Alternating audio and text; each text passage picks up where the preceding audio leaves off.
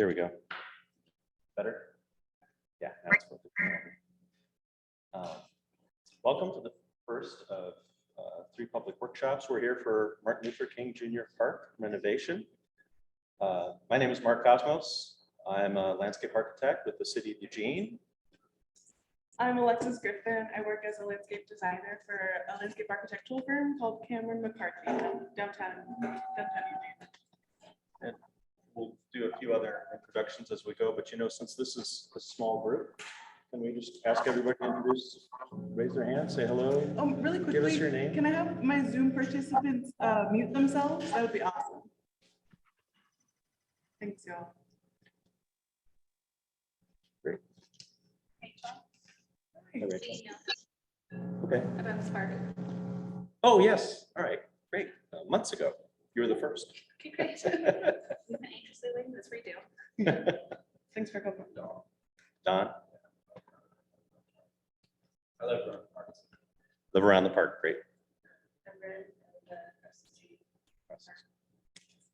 I'm David. I live directly adjacent to the park and have so for the last 45 years. 45 years. Wow.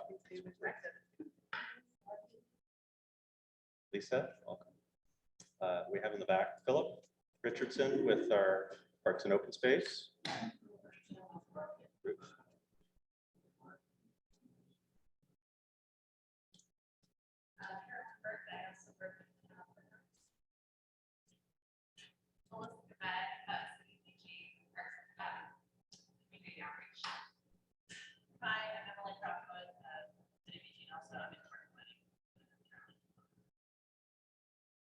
And a new member. Yeah, does anyone on Zoom want to introduce themselves? We have Lisa and Kelly, it looks like, and Lauren. Do any of y'all want to go first? Hi, my name is Kelly Shadwick. I actually work for the Parks and Open Space Division as well. Thank you. Hi, I'm Lauren. I'm a University of Oregon student, just listening in for a project. So, yeah. Glad you're with us, Lauren. I'm Lisa. I live across from the park. I've been here since '94. Welcome, Lisa. Thanks, y'all. And it looks like we might have Gabriela.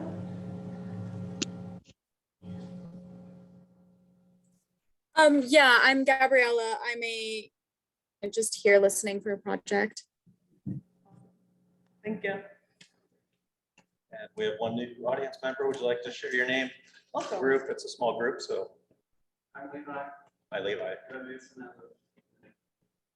Thanks Great. for coming. We're excited that it's named for the people that are joining. Philip, you can go ahead and restart that and share that PowerPoint. Thank you. And for those of you at home, if you could mute your devices until we get to the first Q&A section, that would be great. It'll help cut down some of the feedback.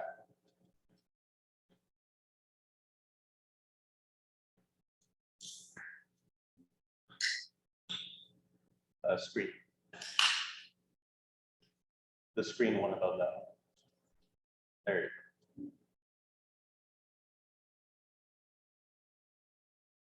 All right. Welcome. I would assume we're all here for Martin Luther King Jr. Park. Thanks for coming. And you're here for Maddie Reynolds, but we're glad to have you.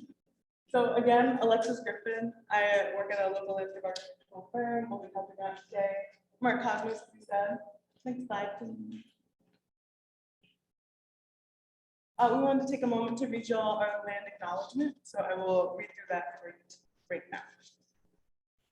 Since time immemorial, the Kalapuya have been the indigenous stewards to this land, building dynamic communities, maintaining balance with wildlife, and enacting sustainable land practices.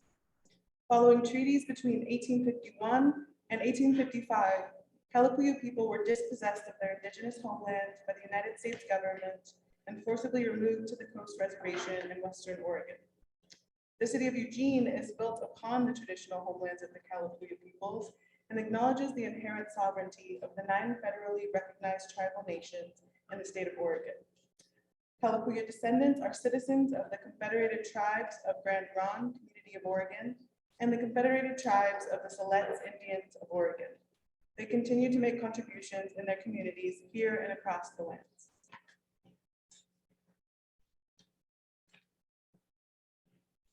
All right, so we just wanted to run through a quick agreements with y'all, welcome you to the workshop and share with you some expectations. We'd love for everyone to be respectful of one another while we're here. We'd love for y'all to defer judgment, keep an open mind as we speak to each other about what we're thinking for this park, and also be succinct because we only have an hour and a half with y'all, but we do want to hear what everyone has to say. Also, keep in mind that the city of Eugene hasn't done many of these hybrid events. This is the second one they've done, and I'm here to help. So there will probably be glitches and we'll have to run through those. So if you could have patience with us, that'd be amazing. But really the agenda is simple. We are doing this quick introduction with y'all, sharing out, figuring out who is with us in the audience. We're going to talk a little bit about the park itself and what we've seen and what we are hearing. And then we're going to have a session for questions and answers. And if you have questions during the process, during our share out, we'd really ask you to hold on to those, maybe write them down and share with us during our question and answer session so we can get through as fast as possible, make sure we get out of here on time. And for those who are on the Zoom online at home, you're welcome to put your questions in chat at any time. Oh, Yeah. hiding behind the owl. We didn't introduce Hedwig the owl. Yes. Actually, we haven't named the owl yet, so. Yeah, we have a few new members. Y'all want to introduce yourselves really fast? Yeah, just your name and if you're in the neighborhood.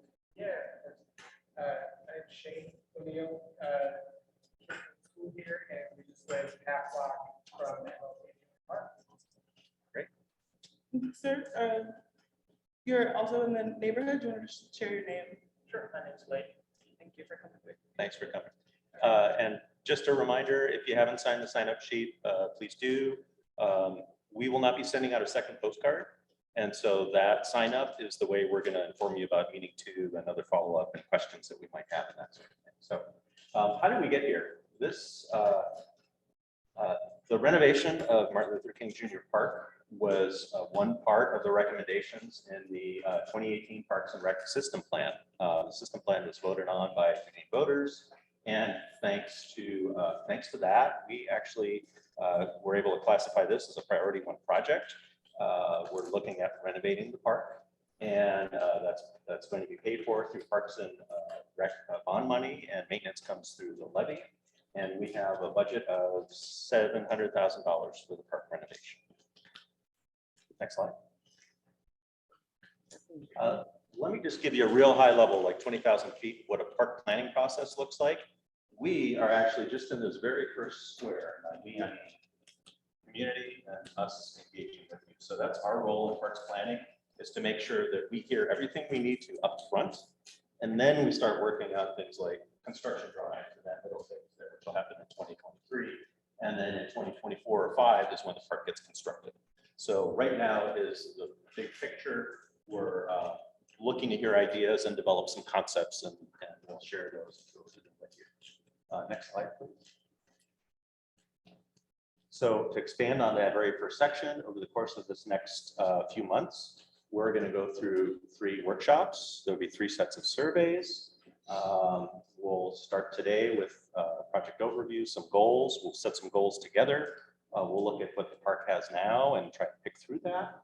And this is a typical neighborhood process. And we've actually done one other thing, both for this project and for another that we're working on, the Matty Reynolds Park design, which is an outreach and engagement with our Black community members so that we can help to elevate the voices that have been historically not listened to over time. We want to make sure that this park, Matty Reynolds Park, really fits within and is part of the fabric of Eugene in a good positive way. As a part of that, the city recognized that their perspectives were lacking when it comes to BIPOC representation. So I was personally hired as a local landscape designer to make sure that I was able to share some of those perspectives of the BIPOC community, but also act as a bridge between Black and Brown community members and the design team at Eugene. So I will be acting as a liaison throughout this process. I'll be a part of most every probably neighborhood workshop and advisory board meeting to make sure that we create a park that feels good for our Black community members. And one of the things that we've talked about within our Black community workshops and our meetings is that this park is rather small. If you know Monroe Park, which is maybe a quarter mile away, it's about a quarter of the size. And it's representing a name that's looms large over it. Martin Luther King Jr. is a big name, a big man, has a large legacy that will last for generations. And we know that this might not be a park that feels representative of his name. And we want to acknowledge that and hear from you more in our Q&A session about that. Excellent.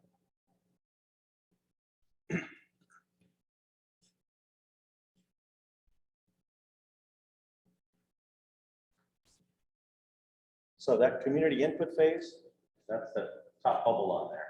And then what will happen after these three and a little bit during is us as a design team going through what's maintainable, what's buildable, what's safe, ADA accessibility, making sure we have equipment that's appropriate, that ages are represented in the playground. We'll check everything against a budget. All that goes through this big funnel, right? This filter. And this is the most important part of it right now is the initial feedback from the community in session. So hopefully you're going to hear us stop talking very quickly and we're going to start hearing from you. Next slide, please. We're almost there. We have, as of now, 25 completed surveys and 50 people who have actually gone to the website just to see what's going on. And the website's just now getting populated. As those surveys come out, once the survey is closed, we'll publish all that information so you can hear your neighbors' ideas. We'll hear them here in the room as well. And this, I can't say enough times, this is the most important part. And we're going to ask you to help get the word out too. We brought extra postcards and they now have a QR code scanner on the back. So somebody could just scan that with their phone and take the survey right there on the spot. You're welcome to take a bunch of those if you'd like to. Next slide. So we're going to launch into a little bit about the urban context of the space. Apologies for rocking back and forth. The camera can't hear me. So what you're seeing here is that your park, located where this, I should turn this on. This little blue rectangle is here, is really surrounded by a bunch in the blue higher density housing, which I'm sure a lot of y'all live in, is Chambers 11th Street neighborhood area. But abruptly, once you get into Garfield, you start to see a lot more commercial and light industrial spaces. So if you think about it, this park is really expanding to the neighborhood of this area from, I guess this is 8th or 9th Street to Garfield down to 11th. And however comfortable you feel, really the target audience here is this rectangle right here. So as I was saying, Monroe Park is about over here. And it's about a quarter of a mile away. Again, it's 4 times the size of Martin Luther King Jr. Park, but it's not really accessible to this neighborhood here. Really, we want to make sure that this is the one that gets renovated to be providing the amenities that we feel that this sort of area deserves. When you hear the term walkable neighborhood, we look at about a half a mile radius. We say that's a walking distance. I think it sounds like everybody here is probably within this core area between Garfield 11th. I've seen some heads nod and Chambers, but that neighborhood, so everything in light blue is residential. Is meant, that park is meant to serve these residents. Next slide. All right, so that blue area is really this 6-block radius, which I assume is where a lot of y'all said you were from. Really, we're not seeing a lot of activity coming across from 11, so our focus is here. You'll see we have a lot of canopy cover that provides a lot of really nice shade, and we'll get into that in a little bit. But this is just a closer view of seeing the area that we're serving. Excellent. So we're getting ready to take a break, but before we do, I'd like to have everybody see and understand some context here. So the white dashed line is the limit of the park, and you'll see it actually stops at the limit of the grass. And after that, it becomes sidewalk. And I wanted to make that distinction because we have somebody here who's joining us online, Kelly Shadwick. She is one of our community engagement specialists and is versed and understands some of the issues going on with the right-of-way, some of the camping. And so when you hear about park rules and of course ambassadors that are working with our community to help make our park safe, that happens within the actual park boundary. But what's happened is once you get into that right-of-way, there's a little miss, but the city is aware of that. We're working on making that better. And so we normally hold all the questions until the end, but because we're going to lose Kelly here pretty quickly, we wanted to open up the floor and ask if anybody has concerns or some questions regarding some of that, some of the neighborhood issues that are coming in the perimeter, specifically some of the car camping that's happened around there. So we're going to go ahead and minimize this screen. I think we'll see Kelly up here, and we'll try and popcorn and pull questions if you haven't. Questions? Address concerns right now, what you're saying? Yeah, if you have any concerns right now, we'll address those. We may not get to all, Sure, but let's give it a shot. So I've lived next to this park for a long time, seen what's going on there. The park is currently really not usable to people with kids right now. Those people who park like this to throw a ball because of car camping, broken glass, garbage, public drinking, needles, and we've had a lot of trouble with enforcement and a lot of trouble with EPD really not addressing our concerns, thinking that we're alarmist. I've seen the car campers clearly listening to a police scanner, so when they have their open fire going, that person with the scanner runs out and puts the fire out. Not exactly sure if this, I didn't know exactly what this meeting was, and I don't want to throw a wrench into it. But the park is not usable as a park right now because of car camping and because of illegal drinking, illegal fighting, drug use, drug dealing, and garbage, broken glass. Thank you. I'm going to first ask Kelly, were you able to hear all that okay? Yeah, I mean, I couldn't agree more. Even if we build a lovely park, it has to still be a safe place for people, families, children to want to come and utilize. And it has been plagued by a lot of issues. The parks, we have park ambassadors and we visit parks every day. The park ambassadors can address anything going on inside the boundary of the park. And so they're there to try to create a welcoming experience by reminding people of park rules, that you can't smoke, you can't drink, a dog's off leash, and there is no camping allowed in parks. But they too, agree that there's so much car camping going on around the park in the right of way that it just spills out into the park, particularly at night when our staff aren't on. And so it really is, very much challenged by this car camping that's going on around it. And even though it's not my work area, it does fall under parking services, and they have really shifted their work in recent months and have gotten some additional funding. And so they are in the process of hiring neighborhood service officers who will be able to go out more proactively throughout neighborhoods. We have told them about MLK Park over and over and over again, and that's one of our first places we want them to go. But they will be able to take quicker action on car camping. Then they also have two urban police officers that will be assisting them if they're not able to get any compliance. They'll have some police officers that can be of assistance to them and are just tasked with working in the right of way. So we're hopeful that will really help address the car camping that seems to take hold there and be another step toward creating a safer, more welcoming park for the neighbors to enjoy. And then the other piece is just once people start using it and it gets activated, it does become less desirable for people to kind of hang out there and drink and smoke. And so we hope that tide turns, and we'll do what we can to continue to advocate for that park needing assistance and to do everything we can within our park ambassador park safety role that we can play. A little trouble understanding of that last part. Okay.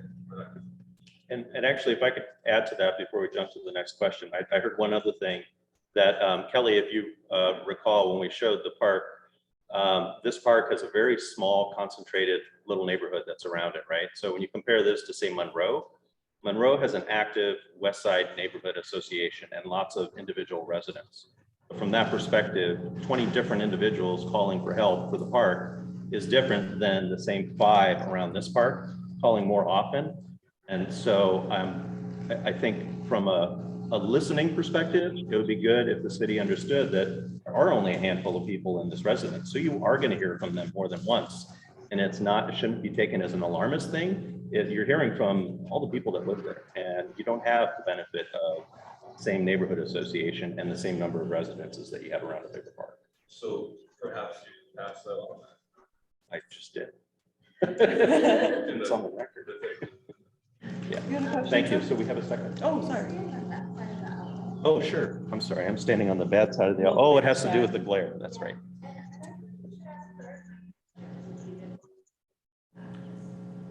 Yeah, no, I'm okay. Oh. I can say more about it, but just that we haven't really seen any differences in the last several months. I believe in the credibility of what I'm hearing. I hope that things change. It's kind of untenable right now as it sits, and it's a serious problem. It's a serious problem for the neighborhood. It's a serious problem for people with kids who try to use the park. Pretty much what I want to say. We agree with you. Question here, and then the next one there, and then I didn't see a third hand yet. Report. So one of my observations, because this is a small park, when we're talking about camping, the reality is that it's like most often it's a big argument. And when you think about like the city's control of the right of way, there's parking on both sides of the street, but when folks choose to park on the park side, seeing it as a public space, taking ownership of it, big RV, what you end up with is it basically prevents visibility in. So this whole idea of eyes on the street, where I can probably count 4 specific residences with eyes on the street, and then to the south, commercial building that so terribly turns its back on the park. You get a couple of RVs parked there, and honestly, it just blocks entirely the view of the park. So I've experienced that as I'm curious, like, what's the value of this parking to the neighborhood? Does it add to the value of the park? Do we need parking on this side of the street for the park to remain active and serve the rest of it? So I know that there's public works and other city departments that are involved in this, like you're talking about the right of way, but I view this as an opportunity to actually engage them and say, what can we do to improve the overall block, not just within the boundary. So I'm curious if there are those conversations going on as part of this project, what other sort of coordination can occur within the city to make sure that at this time we're getting kind of a holistic solution to address the issues. That's not just enforcement, because we've heard that it's actually not part of it, but can't read. Kelly, were you able to pick all that up, or can I repeat Most a of little? it. I mean, the on-street camping rules and limits around on-street parking and those signs and what those signs say make a huge difference. And so if the city can work with the neighborhood and the neighbors and can change those signs so that parking is very limited, maybe 2 hours, maybe it's even no parking. And so that way, when a neighborhood service officer, once they get hired and trained, which is supposed to be happening, which we're really excited about, then they can have those conversations with people much quicker before people really have a chance to get set up and really get established there. And so that is our hope. And we will be advocating. Sometimes neighbors come forward and say, no, we use that space to park for our friends and use those spaces. But and I know that conversation has happened around Oak Park at times where some people are like, yes, limit the parking. And some people are like, no, I love that parking spot. So if there's consensus in your neighborhood, that's also really helpful. People kind of agree, we don't need that parking right there. Please make it more enforceable. That's something the city can do. I'm not aware of any. Jeff Petrie, I just want to say, I think Jeff Petrie should come to one of these meetings, who's in charge of parking, because I think he'd be helpful too to answer questions, because it's really his program.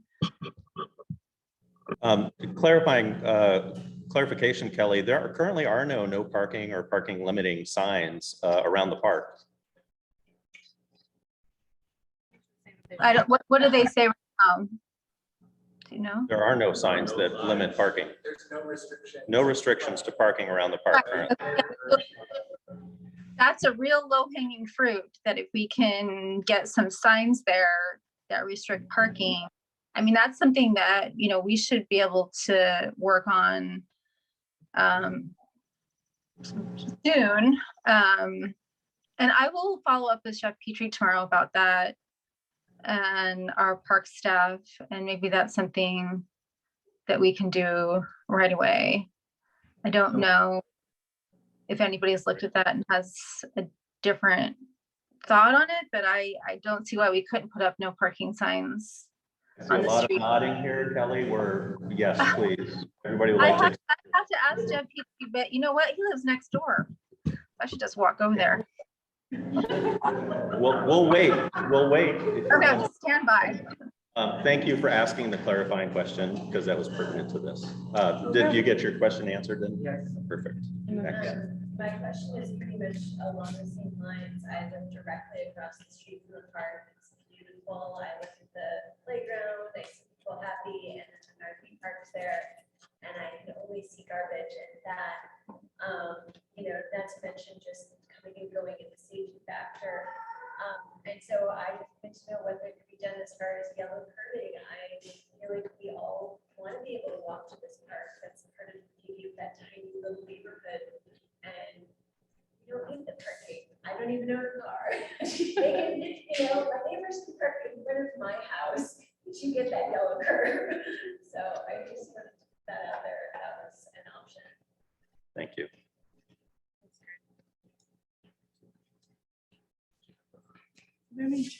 Are there any chat questions from our online members? Okay, so I'm sure, oh, I was going to stand on the wrong side of the owl again. I'm sure we'll think of more. We'll expand on this. So we're not closing this topic. We just wanted to address the elephant in the room before we lost Kelly for the rest of the session here. I'll do my best to answer your questions if you give me a call. Same thing on Zoom and chat. I could be your liaison, and we'll keep Kelly in touch with Kelly and Jeff Petrie to talk about those camping issues going forward. So, Thank you, Kelly. thank you, Kelly. Bye. Maybe she's getting Jeff Petrie. That would be awesome. If that happens, you stop that show. Great. So I think what we're going to do, we're going to kind of walk around and show you what we're seeing around the park, and use that as a primer for you to then we'll stop the show again and you could tell us what you're seeing around the park. We've heard a little bit of it, but let's do that. So we're going to start here on the bottom left and just show some pictures. Next slide, please.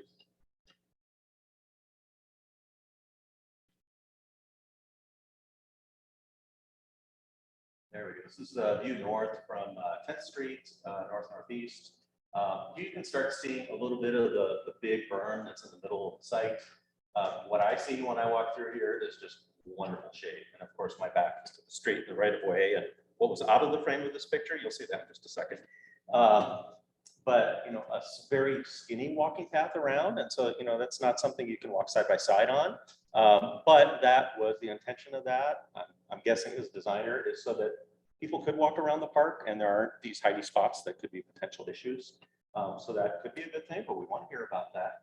We've got a neighbor to this side and with just a very small buffer to the house. You know, but again, there's not a lot of activity on this edge here. And something else I was forgetting. Oh, nope, you got it. You got it. Okay. So I did want to speak a little bit to the larger trees and the importance of those in our landscapes. It's really hard to get trees to this level in the urban landscape. So keeping these trees and retaining them is really great and something to think about. Also, this picture really does show you the monocultural nature of this park. We don't have much diversity when it comes to landscape plantings. And so that's something to think about as when we do a share out, what you want to see in a park other than lawn, large trees, or that St. John's wort over here in this corner. Next slide. So there it is. Oh, it's just off the edge there. It's actually a little more to the left side of that picture. Looks like it's dropping off of the PowerPoint show. But yeah, this is what you were talking about. It's the RV block, parking and blocking your view. My first visit, I've made several to the park. I've always seen this. I described it as an invisible barrier around the park, and it does affect that, the cyclone. So this is our front door, our welcoming entrance to the park. And we're aware that this is an issue, and we want to work on that and see if there's something we can do design-wise, but there's also something that we as a community should be doing, what's the word, politically wise, and talking to folks like Kelly who are willing to work with you on signage and parking, and what else can we do physically to help fix this. Another important thing is that this is named after Martin Luther King Jr. So how can the entrance actually be a legacy towards him and his amazing story? Yes, next slide.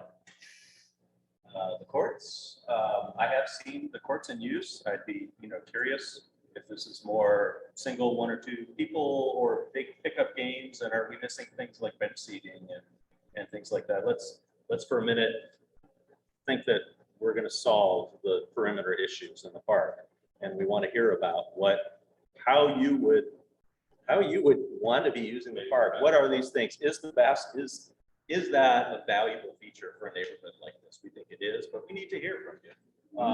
From my perspective, I look at this and I look at the concrete and the cracks and say, wow, that court's actually in good shape. Next slide. Oh, sorry, I forgot. This is a kind of a view across that hump and that mound. Operationally, we've heard from our maintenance staff that even when they can park on the street in the right of way and they can get into the park, that's one spot they have a tough time seeing it. And they have to walk over there to make sure nobody's sleeping, et cetera. So we're aware of that. And, we think the idea of kind of lowering that berm, I mean, we might just wipe the slate clean. We need to hear from you before we make decisions. But that's some of the feedback we've heard operation. Next slide.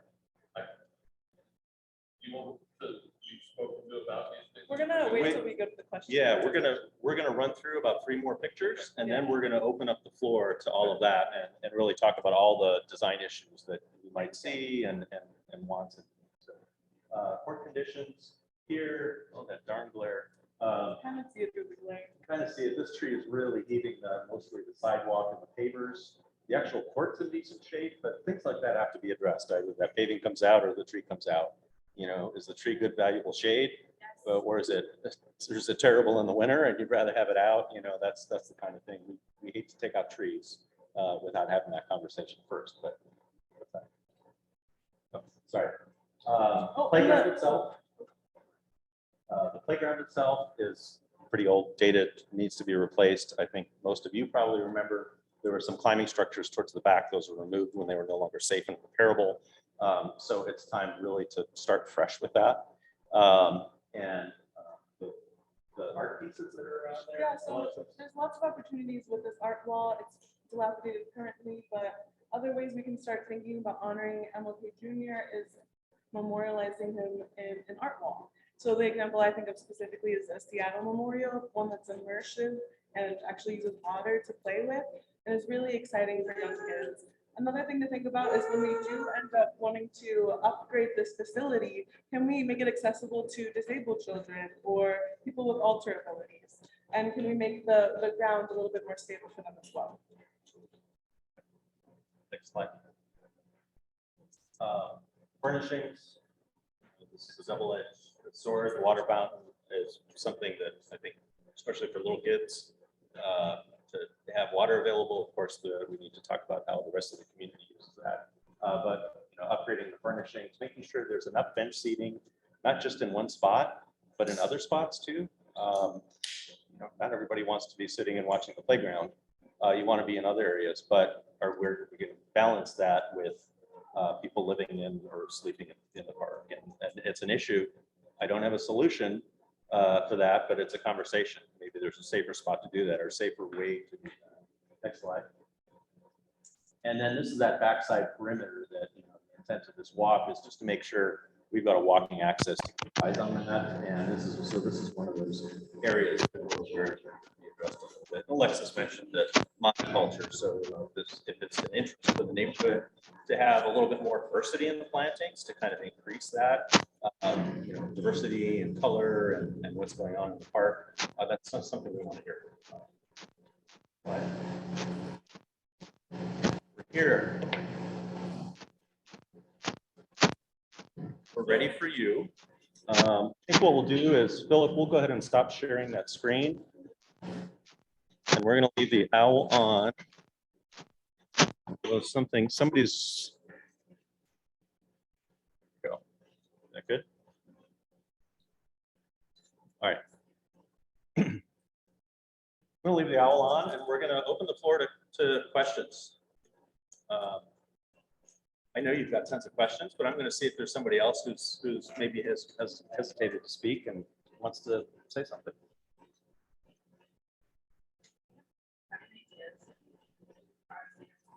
We live 2 blocks, look based on the 13th grant.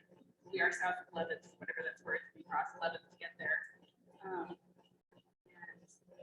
we would really like to see that park be revitalized so that it can be a more attractive park for families, which I think will greatly help with the camping situation, but also parking would really help with the camping situation, really.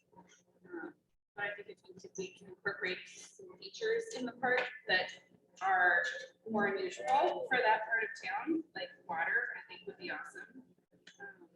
I think there's a second for the water right there. It would draw more families because there's no parks with water anywhere in that area.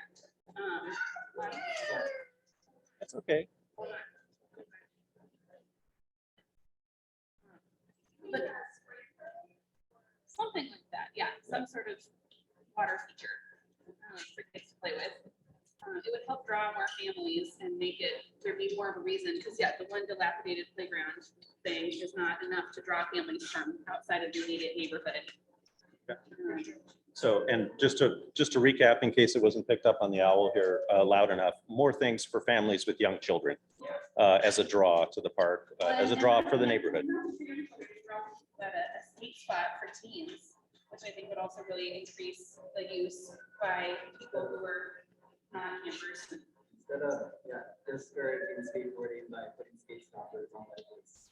Yeah, very Like anti. the park that's up by Bigger Joe's, I'm gonna do that. Well, of course, there's a curved ledge, but like, I know pro skaters when they come to town session that spot. I know lots of people go to that spot. A ledge off to the side that doesn't really interfere with it. Like if someone's using the basketball court and someone goes there skating, they find a way to work it out. So having like a feature that's a skateboard feature. I skateboard and I know a lot of people in town. We have a plethora of skate parks. It's great, but for street skating, having a park that's actually curved. Skate friendly architecture. Yeah, skate friendly architecture. That was your term, Little right? ledges, little bench, low thing that someone can like skate as well as sit on. Great. There's a Thank Zoom you. question. We got a Zoom question, Emily. Do you want me to read it over here, Emily? Should I read it because the microphone's here? Oh, yeah, go ahead. Hi, am I able to just like say it instead of typing it? Okay, so I'm not really from the area, but I just had like an idea for memorializing MLK. I've seen I'm from like suburbs outside of Portland, so I'm not super familiar with Eugene. I'm just here for school. But I've seen a lot of murals around Eugene, and I was just wondering like if maybe that could be a way to memorialize MLK, or like if that would even be possible, or that could just be an idea as well. So. Lauren? Thank you, Lauren. Yes. Show a couple images of that, like west edge park that are up against a couple of houses. That's it's really rough. Like, Elaborate on that for me. so he's 7 and he leaned over to me to see the pictures and he goes, "Oh, that's terrible. There's lots of drugs there." It's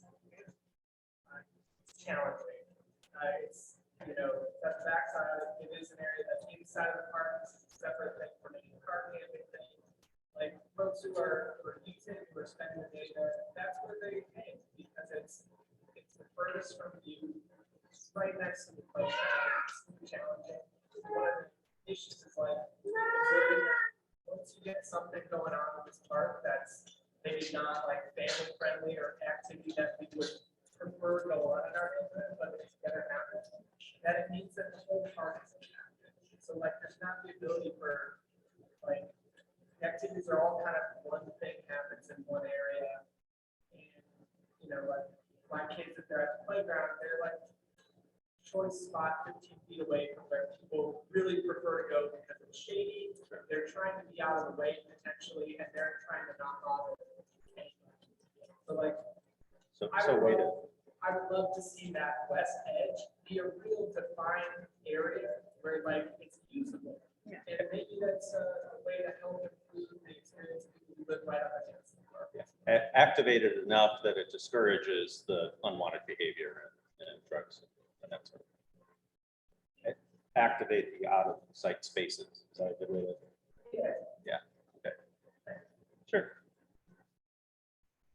Please.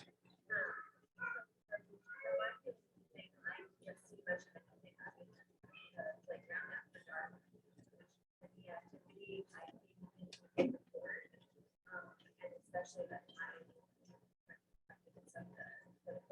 So if there's hills, really can't see all the trees, so some kind of lighting that we can have, anything.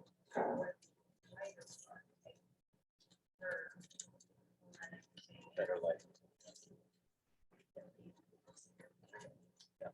Better lighting and attention to the shady spots from whatever that new lighting is. Yeah. Yeah. Thank you. So better lighting would be great, and also maintaining one light that we have there, just out most of the time. I'd also like to know that the irony of MLK and what huge figure for people of color in this country. He was, and has been, and continues to be, and this tiny little part, you know, low privilege. Yeah. In terms of the rooms were put there for your time, not for what, because that the ground is really, it's very clay-like, so it's very much. I'm not advocating that they could be lower, that's fine. That's a good idea. But I can't take them out of the skin. Just be aware of the poor drainage in there. There's Gotcha. not all those in my yard. Thank you. So were you one of the 2 yards in the picture? Yes. The White House? No, the other one. Behind the fence. Northwest. Okay. Yes, sir. Just adjusting your mask. No problem. I'll say, I like the Rachel? park. I think it's boring when parks are just flat all the time. I agree that that West End Park really needs something to be going on over there so that it's not what's going on over there right now. I mean, I've definitely found needles even in the play structure area, particularly right underneath the rock wall thing. Like that little bit of coverage from the rain, people sleep under there all the time. We played on the play structure wall, someone's sleeping under there. You know, I try to normalize it with our kids. It's like, no one's taking it out there. It's fine. We can still play on the play structure. We'll just, you know, carry on. But like, I've frequently picked up broken glass under there. I found needles there. I found needles stuck in the wall there. Definitely not actually the safe part. Thank you for sharing. I know it's hard to hear, but we need to hear it. We need to work on it. Thank you. Let's have one more thing. The observation about the trees. The trees are great. I believe they're oak. What's been happening is that the branches break off. About 5 years ago, one of the big branches broke off and just like almost flat over those hoops there. There's some physical danger there, obviously, for people who use the park. Something to think about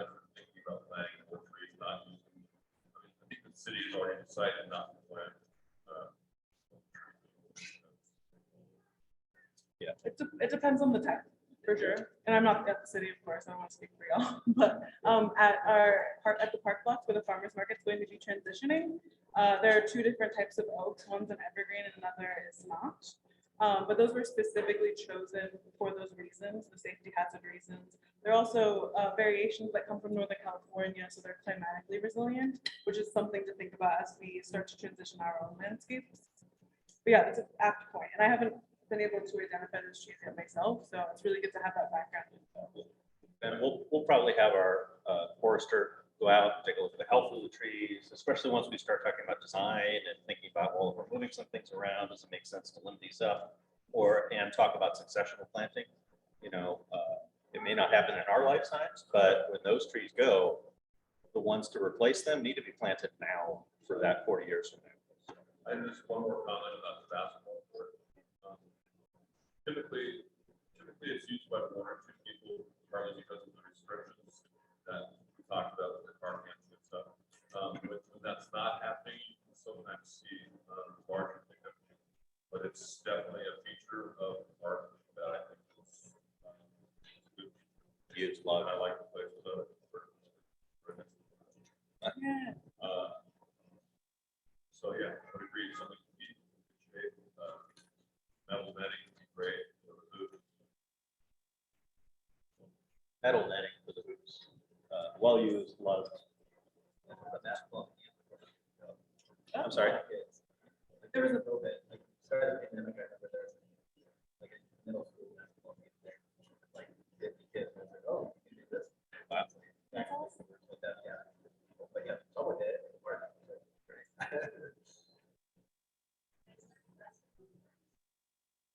Great. Streams, fears we've covered or talked about. Do we want to delve into any of those a little bit deeper? And were there any, how many people here have already taken the survey? About half. And the other were waiting to see how this goes to take before you take the survey. I went to the webpage and it told me I could log into a city profile, and I was like, that's way too much effort. I can't do that. And I had the thought of like, why is the city making me log in to fill out a survey if you want it to be accessible? Like, I can't just do it quickly on my phone. I'm not doing it. So. There is an anonymous option, because there are 4 anonymous takers of the survey who didn't log in and create a profile. Okay. Also, it could be an anonymous survey where there's an option to just put your name. That would be a really easy way to do it. And like, just put your name or you don't put your name. But We have these now. I don't know if this makes a difference to me.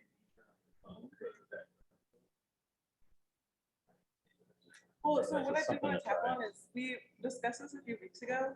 If you tried to take the survey maybe a month ago, you would have to sign in, because it sounds like you were a part of this process a little bit earlier than most. I think recently I was able to log in, or not log in, sorry, take the survey without logging in.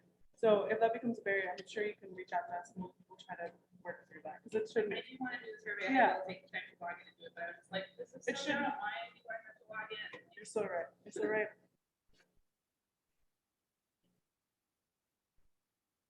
You have another question, please? Well, it seems like you're starting to like lean into like hopes and dreams. Sure. Let's talk about hopes and dreams.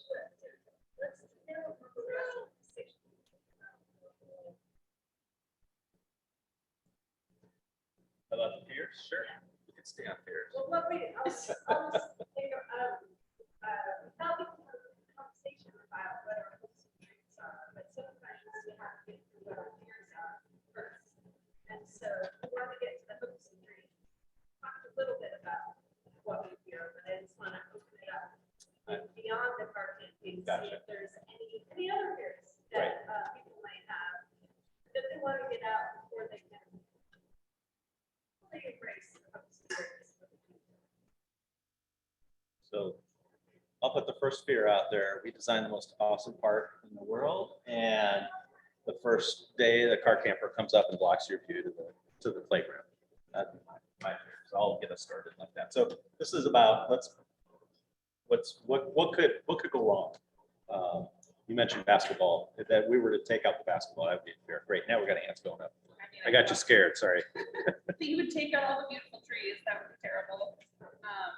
And put a bunch of money into make a park that's kind of like the same as it is now. I feel like that happens honestly, kind of a lot of parks where it's like, you know, the old play structure goes back because it's dilapidated and antiquated or whatever, but it's like, it's still fun. Kids still have fun on it. And you put in new things that are kind of like, well, like the new merry-go-rounds don't actually spin, and kids are just like, this is stupid. Like, why would I go on this? Like, yeah. This play structure is not especially awesome, so whatever, take it out. But don't just like spend a bunch of money on like the same thing. Like, let's make it different and like actually cool. Thank you. Thank you. And I may have been leading you into that a little bit with the basketball court, because it's actually in really good shape. So I would hate to spend the money ripping it out and putting it back in the same spot, because that's money we can put towards a double awesome play structure. But that's, I don't get it. Please. So my favorite course would be that we were not able to deal with the current problems that we're having there, put a bunch of money into it, and things that stay the same. Course of park camping, drunkenness and drug use with that's my biggest. Thank you.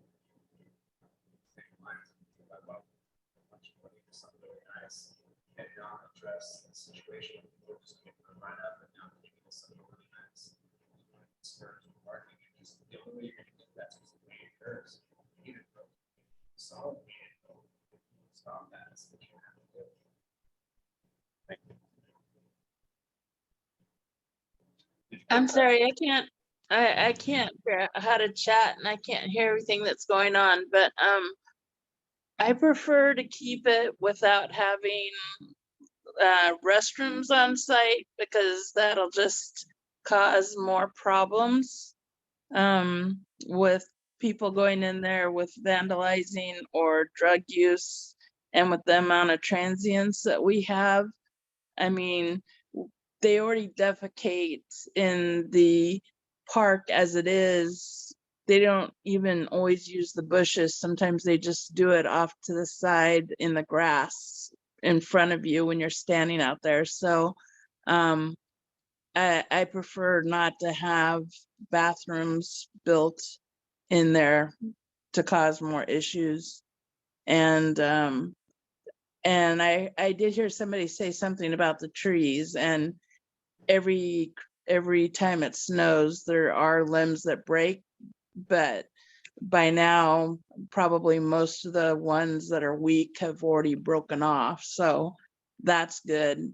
I don't think we need bleachers for the courts, though.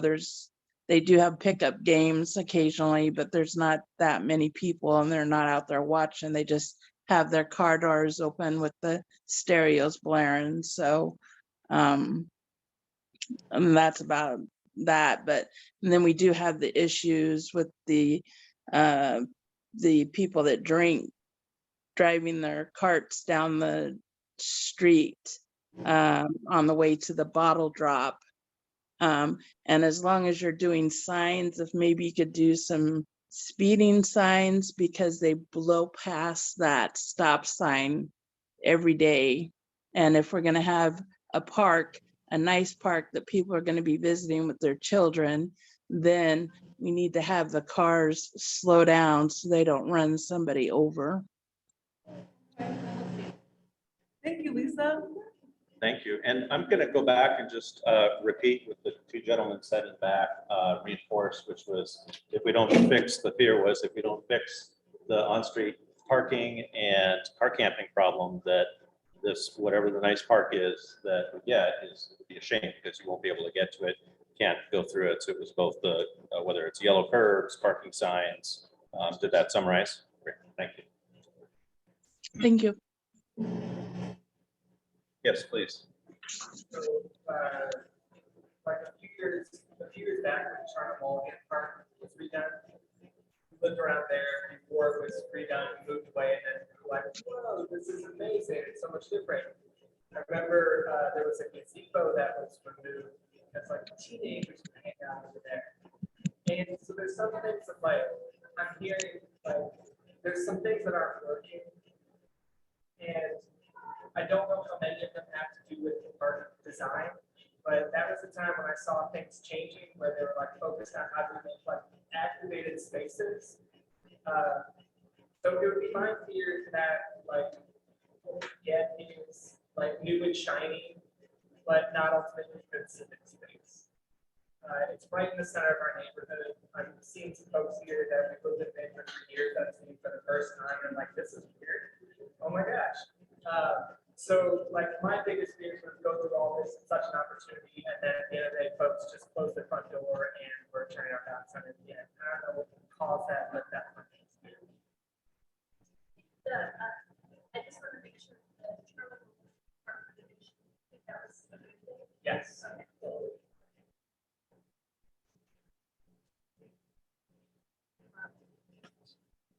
So part of your fear too then is that the park won't be successful in being that community gathering spot that it's not, that it for your neighborhood.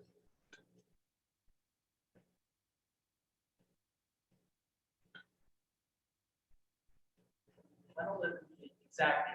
That's okay. That's okay. So I go by that park on a regular basis. I don't really much to say that has an argument said. I will know that when I go by the park, I like to buy this park and it generally does, but I always stay on the opposite side of the street from where the park is because I know what's gonna be by the park. The other thing that might be nice actually is on the mound, if there was some kind of support structure, that might be a decent spot to read, kind of up on the mound, like against a tree. But perhaps not a tree since it would take a long while for that to really develop. So you're getting into hopes and dreams. Yes, That's okay. We'll table that. some kind of support structure on the tree. Nice to read on top of the little hill. Yeah. Right now, it's just kind of bare up there on the top of the hill. So. Fears. Any other fears? Please. I'm gonna add another, so like, chatted with him, maybe think about it. The other fear is like, kids are at an age where when I was that age, I would be able to go do things. They're doing it, and I'm going to let them do it. I want to encourage it. So my fear is that something would happen to them there because the neighbors who are around it are impeded from even having an idea of what's going on. It's just a little like, nobody knows what's going on in there unless you're in the park. It's a sense that I can't have at times. So yeah, that's another big fear is that like they can't just be kids in the park without kind of a looming risk of what's going on. Fear of letting your kids learn that independence and that distance and take care of themselves out of sight. I definitely want to feel like they're still in my neighborhood. They're just right there. They're your neighbors on. It's right there. It's not some out far from thing, but it's a sense of like that transition into the park. It's like you're transitioning into a different area. Thank you.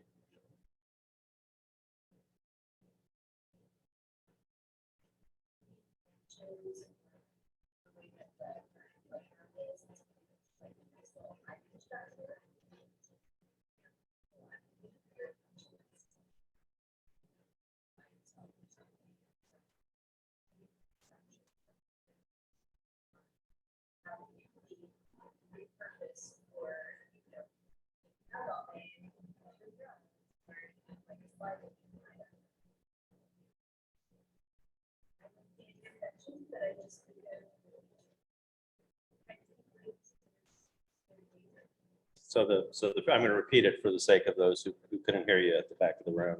The fear is that whatever architecture, benches, or play structures that go in, that they're going to become the new hiding spot, the new shelter for doing drugs, the new out of the way spot that makes folks uncomfortable.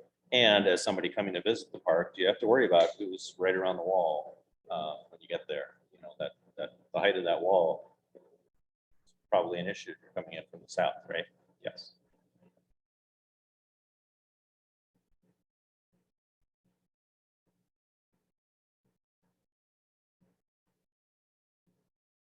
We're early. We could keep going. We could start talking about hopes and dreams. We don't have. We have another half an hour with you if you like. We definitely want to get to your hopes and dreams, but since you're here, want to take advantage of this time. We'll do it again, but should we do that? Carolyn? Do that? Yeah. So let's do it. How about your hopes and dreams for the park? If you could have something in the park, what is it going to be? And I'll tell you the crazy idea that came up yesterday from Maddie Reynolds after.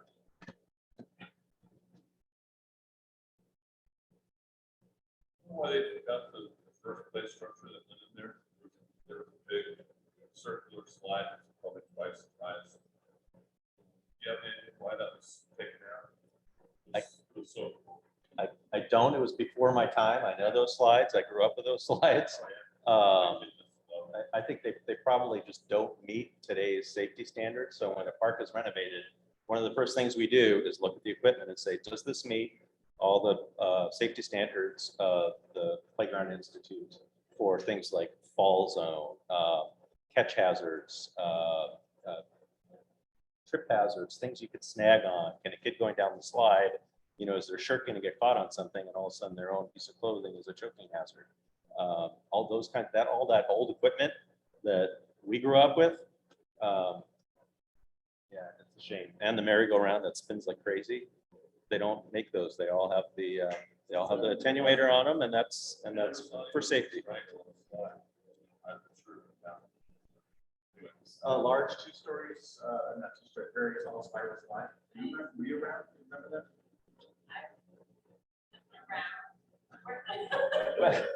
I'm sorry. I'm relatively new to you. How many things?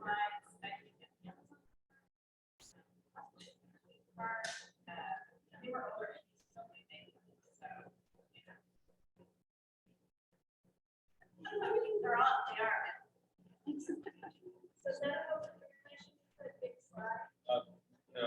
The play equipment to me looks kind of anemic. So fun play. More fun. More fun play.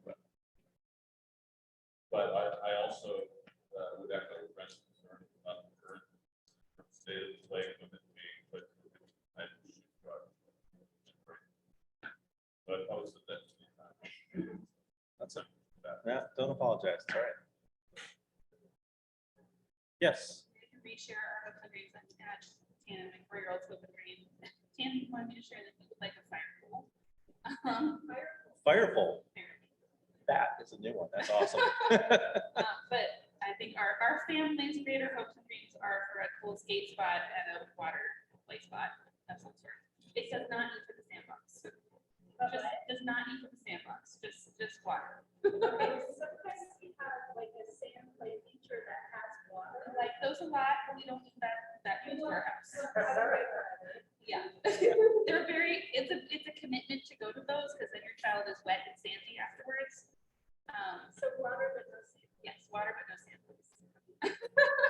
And yeah, then the urban skate spot to bring something for teenagers that's, in addition to the basketball hoops, not instead of, but yeah.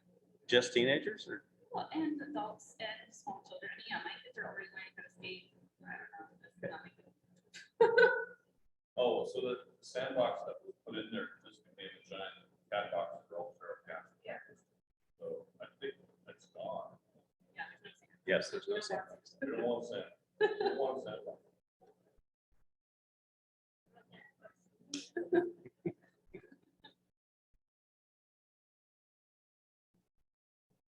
What would make this the neighborhood park that you want to go to?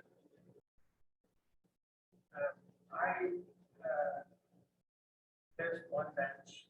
It's like, it seems silly, but there was some intentional decision, but I would like more benches, so that you can choose this to sit there, even if somebody's sitting somewhere else, there's one places.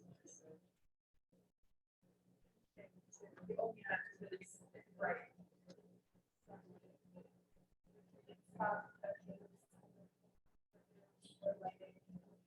Shaded seating.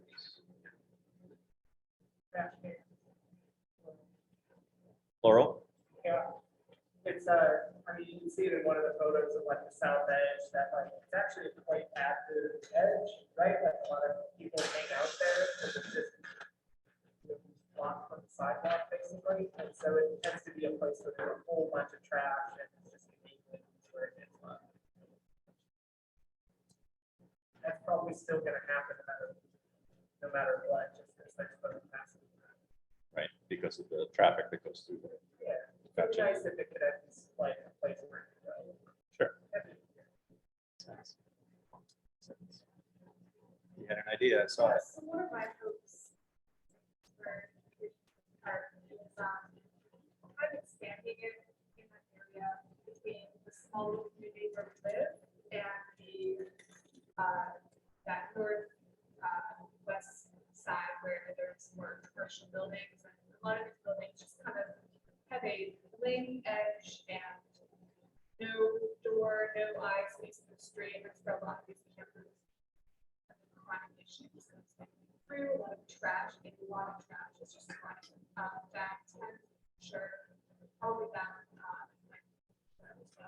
There's a really cool mural that was put up at the corner there, toward Garfield on 10th, kind of wraps around, really nice to kind of have the graffiti kind of extend down 10th, and just have it feel like a nice, just nice way of murals, you know, kind of extending the community, not just right at the park. Just kind of remind businesses that we're all kind of in the same neighborhood as families that want to do the park. Did you capture that, Carolyn?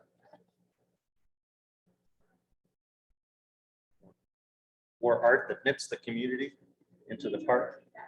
More art that knits the community into the park. An extension of the mural, the Live the Dream mural that's wraps around the corner on Garfield and 10th. To take something like that, that idea, to bring it into the park, and so that the park feels like it's bigger than the footprint it is, so that it's doesn't stop at the edge, so that your feeling of what are they, there's a term for that, isn't there? A subject term. It's sort of your it's your borrowed space or your borrowed landscape. So you feel like, you know, by taking care of the area around the park, for example, if it were better taken care of, that would make it feel less of a target for somebody who wanted to go car camp there, because they'd say, gosh, this is well taken care of. As soon as they park, there's going to be a phone call. But if they see that, then that's different. Trash and businesses or just kind of turn back on the street. Yeah, so a hope and dream would be that the businesses are more supportive and good neighbors to the park with good eyes on the park. And instead of turning their back, and that's a physical thing, that's just the way their architecture is set up. But the issue is with the trash that comes in with that. There's nobody to see. Okay, thank you. Thanks for joining us.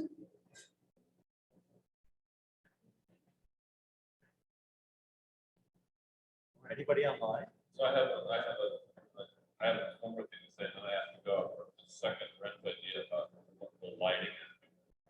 And the whole group, and we need like 3 times as much lighting there.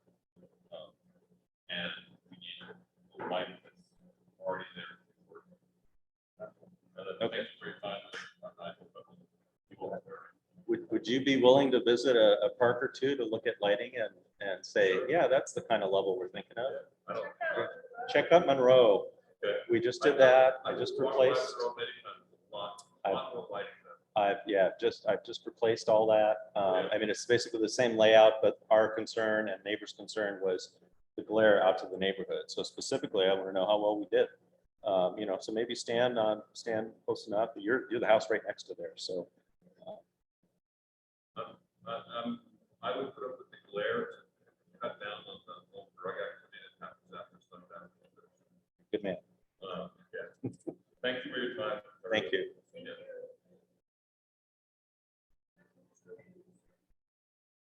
Yes, please. Oh, your son has it. No, you was first.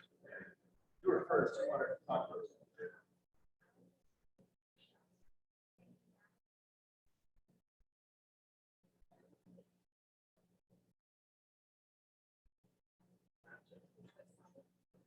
So open reading would be to have long open space. Play soccer. Oh, I was supposed to talk to the owl. I'll say that again, to have a flat enough area to kick a ball around, to play soccer. Awesome. Good job. Thank you. No. Sorry, please.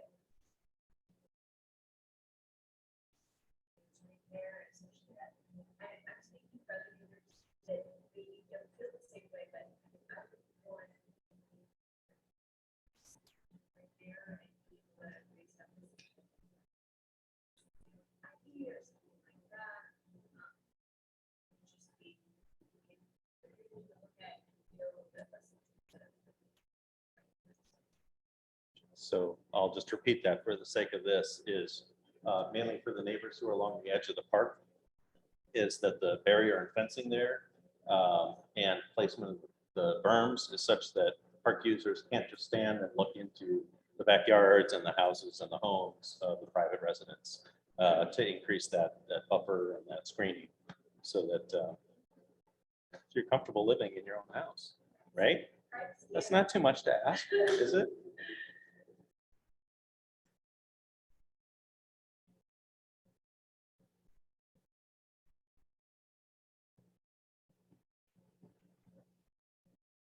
Got another one?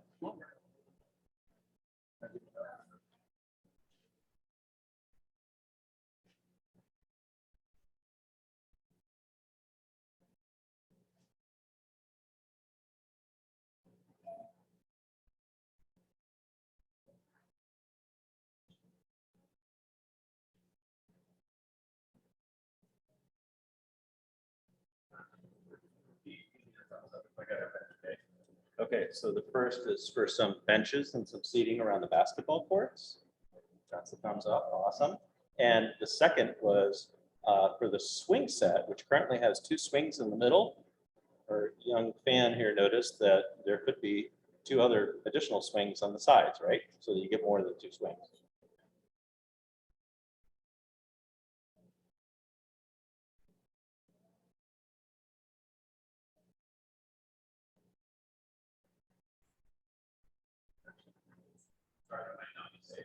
So we'll make sure we get a safe swing structure. I'm pretty sure we're going to take that swing structure out and replace it with another more cool one. And when we do that, we'll show you some pictures and I want to hear what you think, okay? All right, thank you.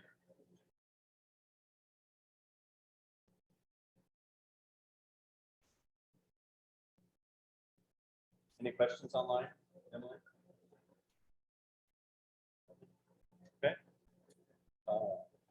We have 15 more minutes. We can just talk casually. We can close the.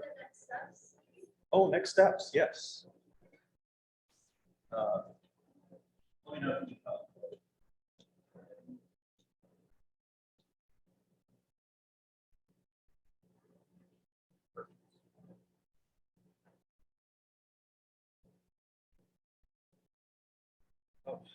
Next steps, thank you. So next steps, questions. You're gonna think of something when you go home, and that's okay. My email is here, mkosmos@eugene-or.gov for those of you who are just calling in and don't see that on the video. My phone number 541-682-4902. It's also on the postcards that went out. And we wanna invite everybody to take the survey and to sign up with your email. And if you're unsure, feel free to send me an email. Just say, hey, I want to know the next time something comes out. Usually what I'll do is when Alyssa and I update the website, that we'll just send out a quick reminder to all interested parties, whoever signed up. So that would be on the sign-in sheets there. And then you'll get a notification. Hey, the survey has been closed and the results are up there for you to read if you'd like to read them, so that you can see how many other people wanted to double the size of the playground or whatnot. So great.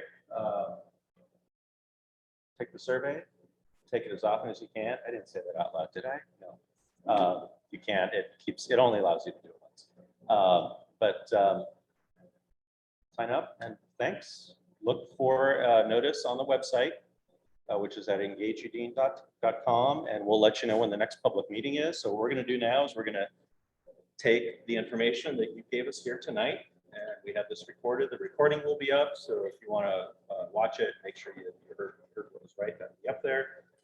We're going to combine all that information, wait for the survey to close, read through all the written comments that are in there. Don't worry if you forget something, you can email me later, but we're gonna, as soon as that closes, we're gonna start working on some design ideas and concepts to re-envision that park and make it something that would address the fears, address the hopes, make it a fun, safe place for your neighborhood. And then you get to let us know which one of those ideas works and doesn't. So we'll come up with a few concepts. Thank you, everybody. Thank you.